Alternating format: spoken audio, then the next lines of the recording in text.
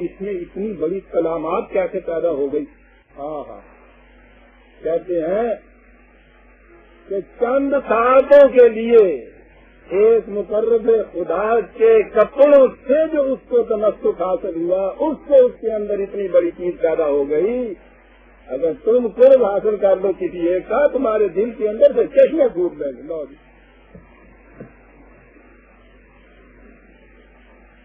یہ مرد خدا سے تقرب عجیب قسم کا ہوا، ننگے پیچھے نکالے آیا گا۔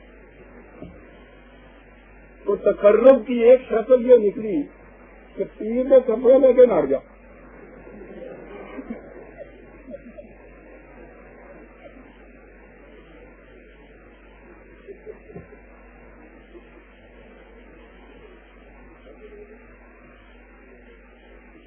مہاراج قرآن کی طرف آئیے، وَقُلْ نَضْرِبْ بِعَصَاكَ الْحَجَرَ۔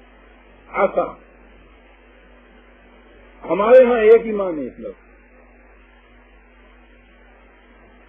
لاٹھی، عصا۔ عربی زبان سے پوچھیے، عربوں سے پوچھیے، محاورہ عرب سے پوچھیے کہ اس کے معنی کیا ہوتے ہیں۔ اس لفظ کے بنیادی معنی ہوتی ہیں اجتماعیت۔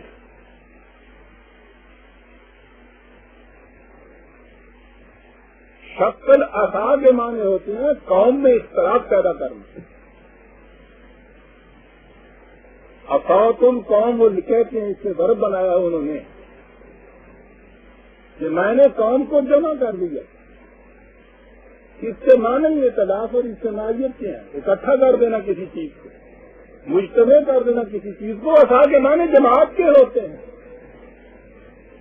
پھر تو وہ قوم عجیب تھی نا، کیونکہ لٹھ کو پکڑنے کے لیے انگلیوں کا اکٹھا کرنا اور اس میں اختلاف اور اجتماعیت پیدا کرنا ضروری تھا۔ صرف اس نسبت سے اس کو یہ کہتے تھے کہ اس کو پوری گرفت سے اجتماعیت سے پکڑنا ہوتا تھا۔ یہ اس کے ثانوی معنی تھے، اس کے بنیادی معنی جماعت کے اور اجتماعیت کے۔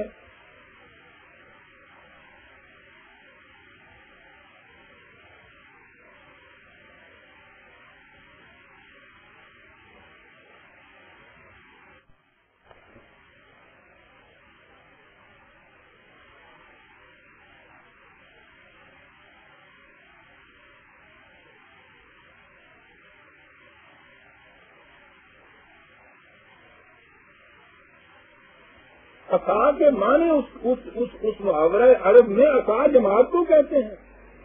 اصل مسلمین کہتے ہیں مسلمانوں کی جماعت کو۔ یہ جماعت ہے، قوم جو ہے، یہ جو ضربہ ہے، یہ ضرب مارنا، عربی زبان میں اس کے بہت سے معنی ہیں۔ جیسے انگریزی زبان کے اندر بھی یہ میز کا لفظ جو ہوتا ہے، آپ دیکھتے ہیں اس کے معنی کتنے آ جاتے ہیں۔ ضرب کے لفظ یا ضرب الارض کے معنی ہوتا ہے زمین میں چلنا۔ ضرب الطیر وہ بولتے ہیں لوگ جب صبح پرندے اپنے اپنے آشیانوں سے اڑ کے جاتے ہیں تلاش رزق میں، تو اسے کہتے ہیں ضرب الطیر۔ ضربہ کے معنی ہوتے ہیں چلنے کے، روانہ ہونے کے، اور خاص طور پر رزق کی تلاش میں جو چلنا ہوتا ہے اس کے لیے خاص طور پر وہ یہ لفظ بولتے ہیں۔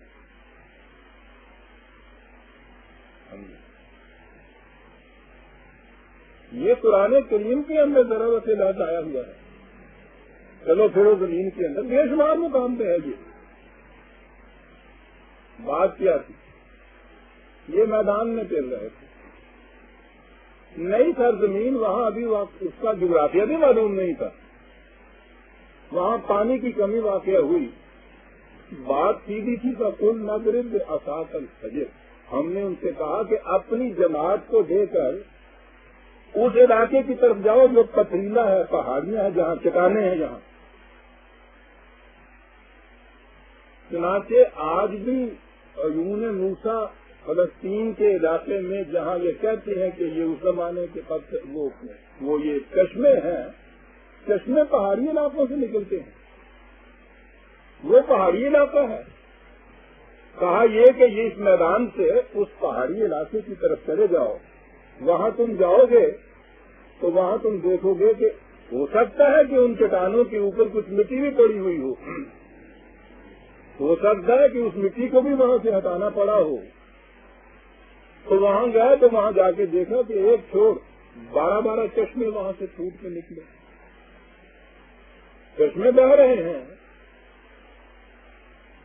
یا تلاش کیا ہے, ہو سکتا ہے کہ وہاں جا کے کوئی کدالوں سے کام دیا, جیسے بھی عام طریقہ ہوتا ہے. قرآن تفاصیل تو ساری دیتا نہیں ہے. بات تو صرف یہ کہی ہے کہ ٹھیک ہے میدان کے اندر پانی کی تنگی آ گئی, ذرا پہاڑی علاقے کی طرف چلے جاؤ, وہاں تم دیکھو گے کہ تمہیں چشمے ملیں گے. چھپے ہوئے چشمے ہوں گے پہاڑیوں کے اندر, چشمے مل گئے. لیکن یہاں تو جب تک داستان میں کچھ رنگینی پیدا نہ کی جائے اس میں لطف نہیں پیدا ہو.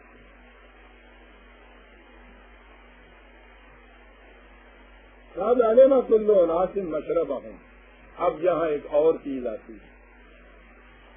کون آ رہی ہے؟ اس غلامی کے زمانے میں تو وہاں فرعون نے یہ کیا تھا نا, ان کی پارٹیاں بنا دی تھی.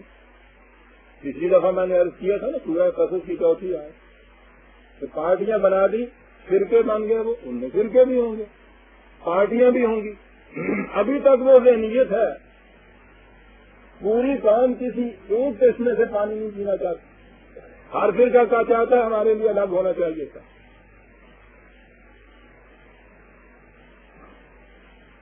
ایک ایک فرقے نے اپنے اپنے لیے ایک ایک چشمہ سنبھال لیا. قوم میں یکجہتی نہ پیدا ہونے پر ہر گروہ ہر پارٹی ایک چشمہ سنبھال کے بیٹھ جائے, اور پھر اس کے بعد اگلی فکر یہ ہوگی کہ ذرا سی کمزور پارٹی ہو تو اس کے چشمے کے اوپر بھی ہاتھ ڈال لیں. دیکھتے ہیں آپ یہ 20 سال کی تاریخ ہماری کیا ہے. ہر گروہ ایک ایک چشمہ سنبھال کے بیٹھا ہوا. جس کے پاس قوت نہیں ہے وہ پانی کو ترس رہا ہے. اور پھر ہر گروہ کی خواہش آرزو ہر وقت یہ چیز ہے کہ دوسروں کے چشموں کو بھی کسی طرح اپنے تصرف میں لے آئیں. حالانکہ جب قوم کہا ہے تو اس میں یہ سوال ہی پیدا نہیں ہونا چاہیے تھا کہ وہ الگ الگ گروہ اپنے لیے الگ الگ رزق کے سرچشموں کو مختص اور مخصوص کر لیں. ہم نے کہا کہ کلو وشربو من رزق اللہ. ہم نے کہا اللہ کا دیا ہوا سامان چیز. کیا بات قرآن کہا جاتا ہے. نہ کسی یہ کہ تو مل گیا, نہ باپ دادا کی وراثت سے آیا. مفت میں ملا ہوا پانی خدا کا دیا ہوا. کھاؤ پیو اس مقصد کے لیے ہے. ولا تعثوا فی الارض مفسدین. کیا بات قرآن کہہ گیا.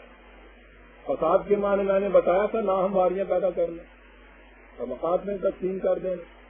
یہ کچھ تو نہ کرتے پھر وہ تھوڑا ہے اتنا. کھاؤ پیو حلالن طیبن, یوں کھاؤ.